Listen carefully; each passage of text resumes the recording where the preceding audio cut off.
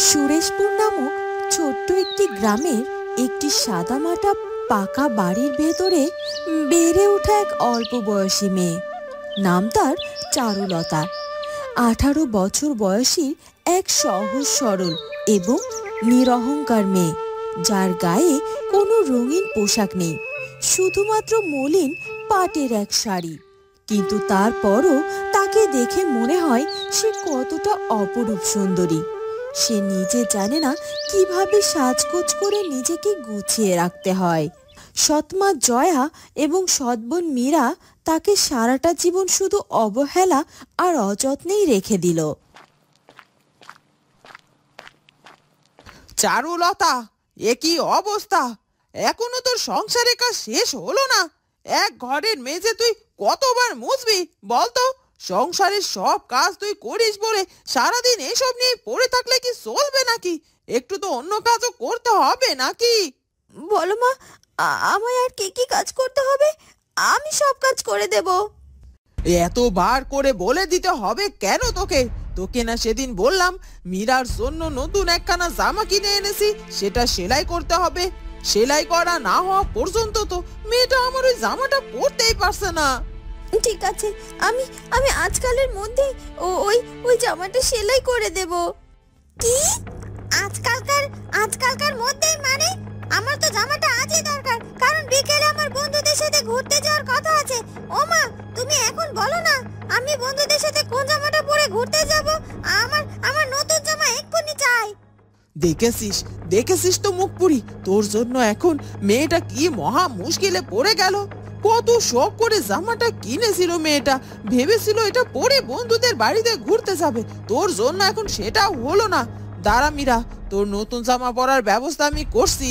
এই চারুলতা, তোর একটা নতুন জামা ঘরে তোলা আছে না? ওই যে তোর বাবা সেবার বাণিজ্য করে ফেরার সময় নিয়ে এসেছিল, ওটা তুই মীরাকে দিয়ে দে। হ্যাঁ, আছে তো, কিন্তু মা, মানে ওটা তো বাবা আমার জন্য এনেছিল, আর আজ অব্দি ওই জামাটা আমি পরিনি, সযত্ন করে তুলে রেখেছি। আসলে বাবা তো আমায় সবসময় কিছু কিনে দিতে পারে না, তাই ওইটা যে আমার কাছে অনেক মূল্যবান। মা, রাখ তো সব আদিক্ষেতা। মীরা তোর একখানা জামা একবার পরলে কি ছিঁড়ে যাবে নাকি? একবার পরে এসেই তোকে না হয় ফেরত দিয়ে দেবে। দে, এখন আর কথা বাড়াস না, জামাটা ওকে বের করে দে তো। এরপর চারুলতা কিচ্ছুটি না বলে তার ঘর থেকে তার বাবার কিনে আনা নতুন জামাটা বের করে মীরার হাতে দেয়। ও মা, জামাটা কি সুন্দর! মা, বাবা এমন জামা আমায় তো কিনে এনে দেয়নি, এই মুখপুরীকে কিনে এনে দিয়েছে।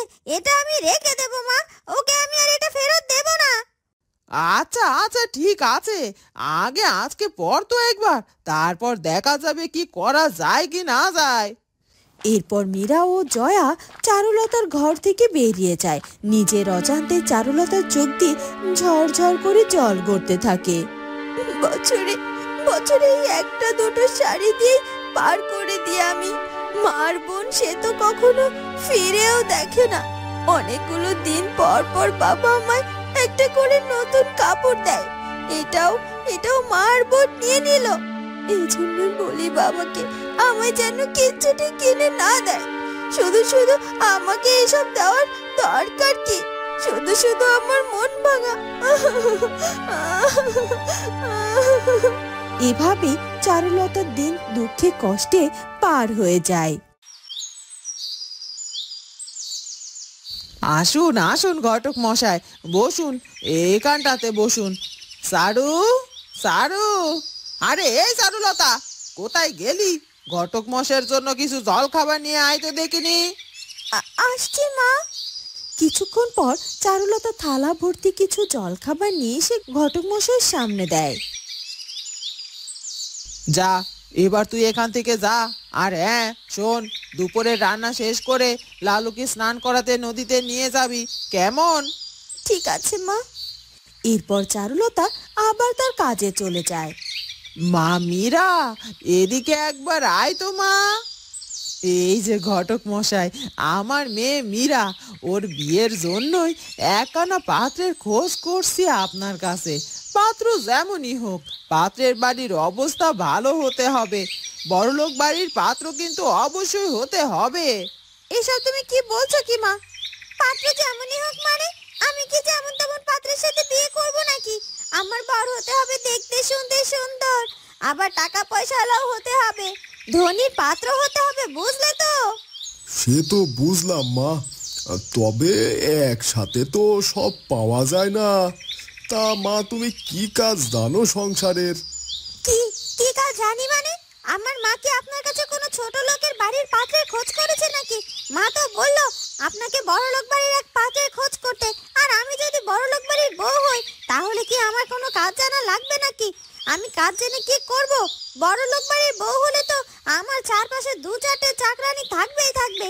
আমি তো পায়ের উপর পা তুলে চাকরানিদেরকে হুকুম করব শুধু। এই যে এখন চারুলতাকে যেমন করি আর কি। মীরা, তুই চুপ কর মা। এসব কি হচ্ছে কি? মানে ঘটক মশাই, আপনি ওর কথায় কিছু মনে করবেন না। ও সংসারের কাজ টুকটাক পারে, আর বিয়ে দেওয়ার আগে আরো কিছুটা শিখিয়ে পড়িয়ে নেবক্ষণ। আপনি ভালো একখানা পাত্রের খোঁজ দিন তো আগে। সেসব ঠিক আছে, কিন্তু চারুলতা নামে যে মেয়েটিকে দেখলাম, সে তো আপনাদের বাড়ির বড় মেয়ে। তার বিয়ের খোঁজ না করে আগে আপনারা কেন ছোট মেয়ের বিয়ের খোঁজ করছেন বলুন তো? আর আমার কাছে ভালো ভালো কিছু প্রস্তাব আছে চারুলতার জন্য। আশেপাশে সবাই তো চারুলতার কাজের গুণ সম্পর্কে জানে। সে তো এক নরম ভদ্র সংসারী মেয়ে। তাই ওর জন্য ভালো ভালো ঘর থেকে প্রস্তাবও আসে আমার কাছে। নেহাত চারুলতার বাবা বাড়িতে থাকেন না, এই জন্য বাড়ি অবধি প্রস্তাব নিয়ে আসতে পারে না কেউ। শুনুন ঘটক মশাই, আপনাকে আমি ডেকেছি আমার মেয়ের বিয়ের ব্যাপারে কথা বলার জন্য, তা নয় আপনি ওই মুখপুরীটার বিয়ে নিয়ে কথা বলছেন। দেখুন ঘটক মশাই, ফের যদি আপনি ওই মুখপুরীর বিয়ে নিয়ে কোনো কথা বলেন তাহলে এই বাড়ির ত্রিসীমানায় আসবেন না কিন্তু। আর আমার মেয়ের জন্য ভালো পাত্রের খোঁজ যদি দিতে পারেন তবে এই বাড়ির সামনে আসবেন। এখন আসুন আপনি এখান থেকে। এরপর ঘটক মশাই সেখান থেকে চলে যায়। দেখ, আমার আর ভালোই লাগে না। ওই চারুলতা দেখছি দিন দিন আমার জীবনে কাল হয়ে দাঁড়াচ্ছে মা। আমার সবকিছুর আগে আগে ওর থাকা চাই। তুই এত চিন্তা করে মাথা খাস না তো। চারুলতাকে আমাদের জীবনের কাল হয়ে থাকাচ্ছি। দেখ না ওর জীবনের 12টা আমি কি করে বাজাই।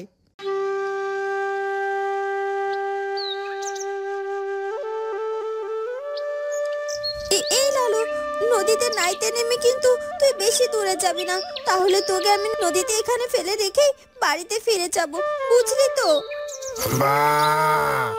আচ্ছা বাবা, চুপ কর। আমি তোকে ফেলে বাড়িতে চলে যাব না, তাহলে আমি যা বলবো তাই তোকে শুনতে হবে কিন্তু।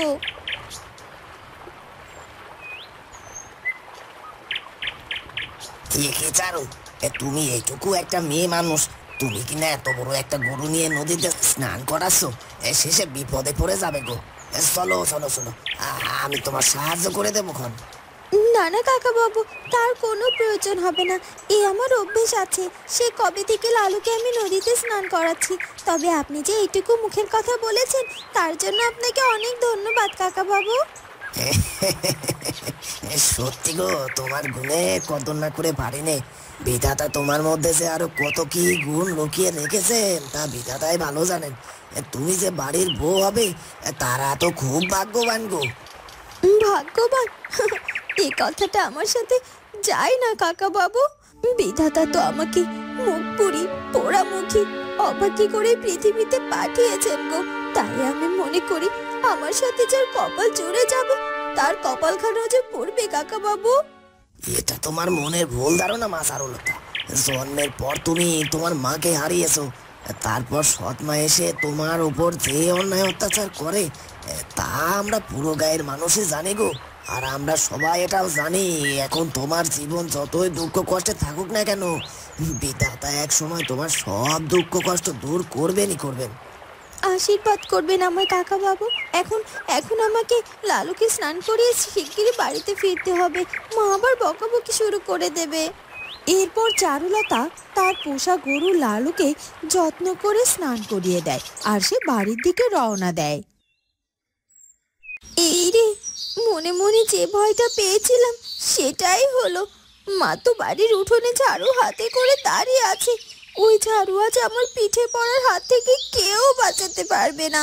কিরে মুখপুরি, সেই কখন বেরিয়েছিস লালুকে স্নান করানোর কথা বলে, আর এখন বেলা গড়ানোর পর বাড়িতে ফিরছিস তুই কোনো একটা বাহানায়। কাজ থেকে রেহাই পেলেই বেঁচে যাস, তাই না? আজ দেখাচ্ছি তোর মজা আমি। এ কথা বলে চারুর সৎমা জয়া চারুকে ঝাঁটা দিয়ে অনেক মারতে থাকে, আর চারু অনেক কাঁদতে থাকে। মা শোনো, আমার কথা শোনো, আমার কথাটা তুমি একবার শোনো। দেরি দেরি হবে বলে আমি লালুকে স্নান করানোর পর নিজে একটু স্নানও করিনি। দেখো না মা, আমার পরনের শাড়ি কেমন অর্ধেক ভেজে আছে। আর তাছাড়া অসীম কাকা বাবুর সাথে একটু কথা বলেছি, এছাড়া আমি কোথাও একটু দেরি করিনি। আমার যে বড্ড লাগছে মা, আমাকে আমাকে মেরো না, মেরো না, ছেড়ে দাও। লাগু, তুই এই বাড়ির কাজ কাম ফেলে পাড়ার পাতানো কাকাবাবুর সাথে গল্প করছিলিস, তোকে তো শাস্তি পেতেই হবে। চারুলতার কোনো কথা বা কান্না জয়ার কানেই যায় না। জয়া তার শরীরের সবটুকু শক্তি দিয়ে চারুলতাকে আঘাত করতে থাকে। অসহায় চারুলতার জীবন কেবলমাত্র কঠোরতার নির্যাতনে ভরা। কিন্তু কি সে একদিন তার জীবনের শান্তি বা মুক্তি পাবে? তার জীবনে কি সত্যিই পরিবর্তন আসবে, অথবা সে কি সারা জীবন সৎমায়ের অত্যাচারের এভাবেই শিকার হবে? এই প্রশ্নের উত্তর আসবে পরবর্তী পর্বে।